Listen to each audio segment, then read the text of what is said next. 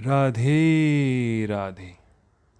चलिए आज हम आप सभी को बताते हैं कि भागवत गीता को ग्रहण करने से पूर्व हमें और प्रत्येक मनुष्य को किस भाव से इसे ग्रहण करना चाहिए।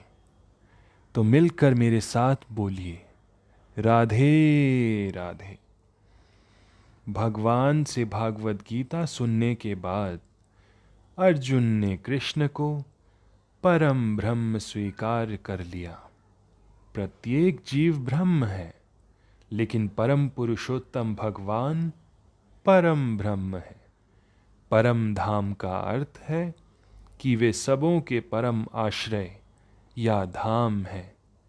पवित्रतम का अर्थ है कि वो शुद्ध है, भौतिक कलमेश से बेदाग हैं। पुरुषोत्तम का अर्थ है कि वे परम भोक्ता हैं, शाश्वत अर्थात आदि, सनातनः दिव्यम अर्थात दिव्य, आदिदेवम भगवान अजम अजन्मा, तथा विभुम अर्थात महानतम है। कोई ये सोच सकता है क्योंकि कृष्ण अर्जुन के मित्र थे, अतएव अर्जुन ये सब चाटुकारिता के रूप में कह रहा था। लेकिन अर्जुन भागवत गीता के पाठकों के मन से इस प्रकार के संदेह को दूर करने के लिए अगले श्लोक में इसे प्रशंसा से पुष्टि करता है, जब वो कहता है कि कृष्ण को मैं ही भगवान नहीं मानता, अपितु नारद, असित, देवल तथा व्यासवेद जैसे महापुरुष भी भगवान स्वीकार करते हैं। ये सब महापुरुष हैं जो समस्त आचार्यों द्वारा स्वीकृत वैदिक ज्ञान का वितरण करते हैं। अतएव अर्जुन श्री कृष्ण से कहता है कि वे जो कुछ भी कहते हैं वो उसे पूर्ण सत्य स्वीकार करता है।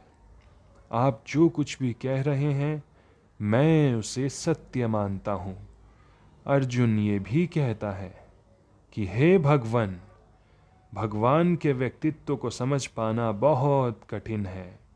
यहाँ तक कि बड़े बड़े देवता भी उन्हें नहीं समझ पाते।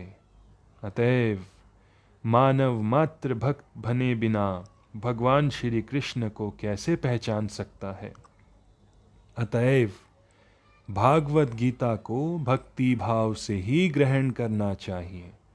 किसी को ये नहीं सोचना चाहिए कि वो कृष्ण के तुल्य हैं। नहीं ये सोचना चाहिए कि कृष्ण सामान्य पुरुष हैं या कि एक महान व्यक्तित्व वाले पुरुष हैं। कृष्ण परम महान व्यक्तित्व वाले पुरुष हैं। भगवान श्री कृष्ण साक्षात पुरुषोत्तम भगवान हैं।